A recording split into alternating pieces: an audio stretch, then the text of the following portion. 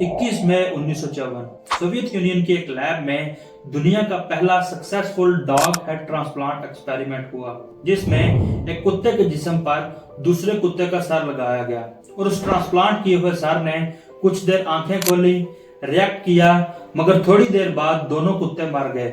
आखिर क्या मकसद था ऐसे खतरनाक एक्सपेरिमेंट्स करने का? क्या ये एक्सपेरिमेंट्स इंसानी हेड ट्रांसप्लांट तक जाने की कोशिश थी? एंड मोर इम्पोर्टेंटली, क्या आज भी ऐसे एक्सपेरिमेंट्स हो रहे हैं? हेलो फ्रेंड्स, मैं हूं Mohammad Salman. Welcome to another video. 1950s में यूएसएसआर और यूएसए के दरमियान कोल्ड वॉर चल रही थी। दोनों सुपर पावर्स हर फील्ड में आगे निकलना चाहती थी, इंक्लूडिंग साइंस और मेडिसिन। इसी रेस में यूएसएसआर के एक साइंटिस्ट व्लादिमीर डेमिकोव ने एक शॉकिंग एक्सपेरिमेंट किया। उसने एक एडल्ट जर्मन शेफर्ड डॉग की बॉडी पर एक पपी का सर ट्रांसप्लांट किया। ये हाइब्रिड डॉग कुछ दिन तक जिंदा भी रहा और दोनों हेड्स इंडिपेंडेंटली रिएक्शंस देते रहे। फॉर एग्जांपल, अगर एक हेड पानी पी रहा था तो दूसरा हेड उसी वक्त खाना चबा रहा था। वहां मौजूद सभी लोग इस सीन को देखकर काफी ज्यादा शॉक थे।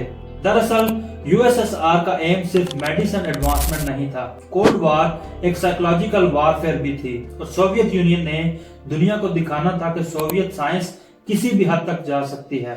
यूएसएसआर चाह रहा था कि ब्रेन ट्रांसप्लांट या हेड ट्रांसप्लांट को एक दिन इंसानों तक ले जाया जाए और शायद किसी सोल्जर को आर्टिफिशियल बॉडी में फिट किया जा सके। और इस थ्योरी को आगे ले जाकर 1970 में एक American neurosurgeon doctor Robert white ने मंकी का हेड ट्रांसप्लांट किया। उस मंकी का ट्रांसप्लांटेड हेड कुछ घंटे तक जिंदा रहा, लेकिन स्पाइनल कॉर्ड कनेक्शन पॉसिबल नहीं था, इसीलिए मंकी अपनी बॉडी को मूव नहीं कर पाया। इन एक्सपेरिमेंट्स की बदौलत फिर साल 2016 में एक और शॉकिंग क्लेम आया, जिसमें एक Italian surgeon doctor Sergio Canavero announce करता है कि वो दुनिया का पहला इंसानी हेड ट्रांसप्लांट प्लान कर रहा है। पेशेंट एक रशियन सिटीजन था, वलेरी स्पिरिडोनोव, जो कि स्पाइनल मस्कुलर एट्रोफी टाइप 1 का शिकार था। इस बीमारी में ब्रेन और स्पाइनल कॉर्ड के नर्व्स और मसल्स खत्म होने लगते हैं, जिस वजह से पेशेंट धीरे धीरे अपनी बॉडी के ऊपर कंट्रोल खो देता है।